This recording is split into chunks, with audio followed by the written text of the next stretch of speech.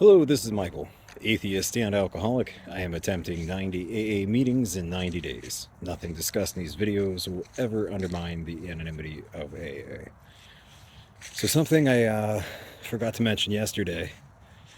I spent my entire share, several minutes, telling a group of religious people exactly why I'm an atheist philosophically, and how faith is always going to be a point of contention for me in the program. And afterwards, I was walking in my car.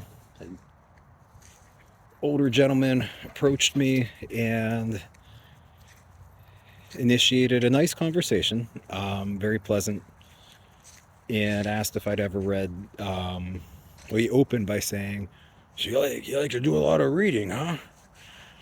You like to do some pretty deep reading?" I'm like, "Yes, sir. Yes, sir."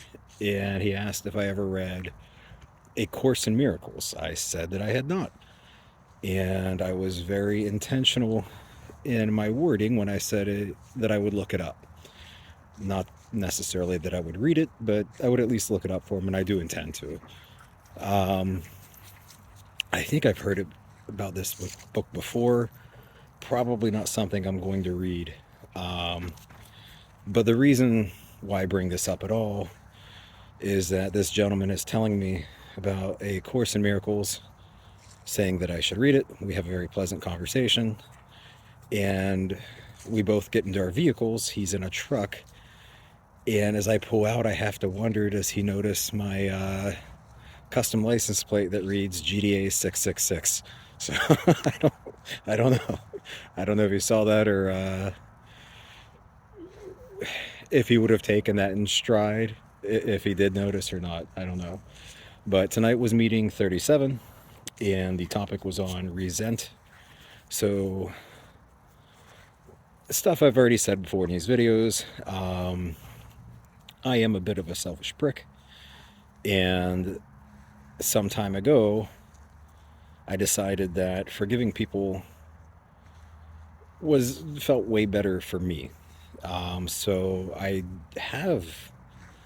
can't think of any resents that I really hold on to anymore, simply because it felt better not to.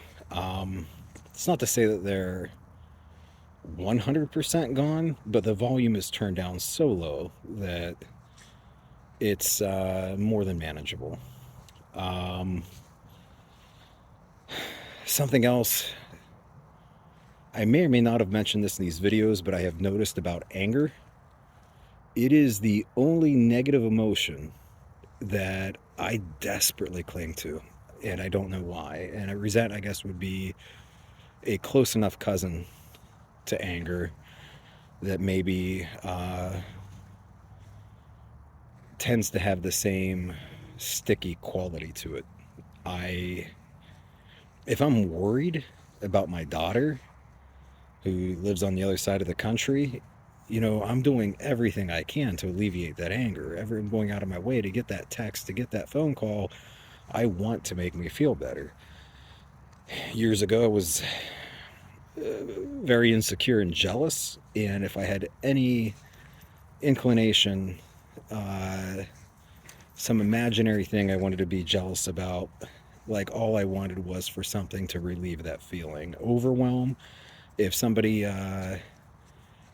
I'm very overwhelmed with all the shit I have to do in a day, and a patient cancels, like, I am so happy to let that overwhelm go. But anger, no, I just want to keep fucking feeling angry. I don't know what to do with that exactly, but simply recognizing the fact has helped me let go of anger a little quicker. Simply in the moment asking myself, how much do I want to ruin today? Or how badly do I want to ruin today? Rather, how long do I want to be angry for? It's become pretty intuitive and reflexive now, but for a period of time, I had deliberate, specific questions I would ask myself in the moment.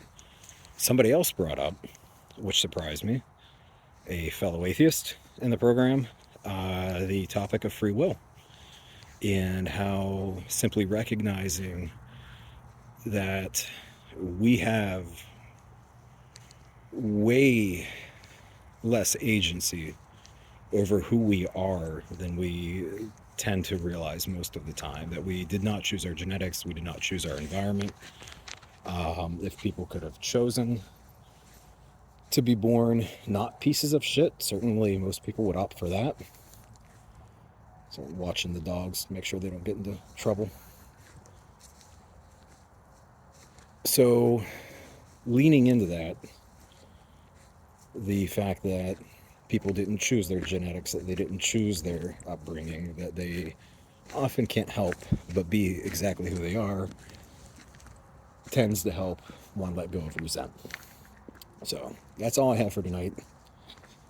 Thank you guys, and I will see you here again tomorrow.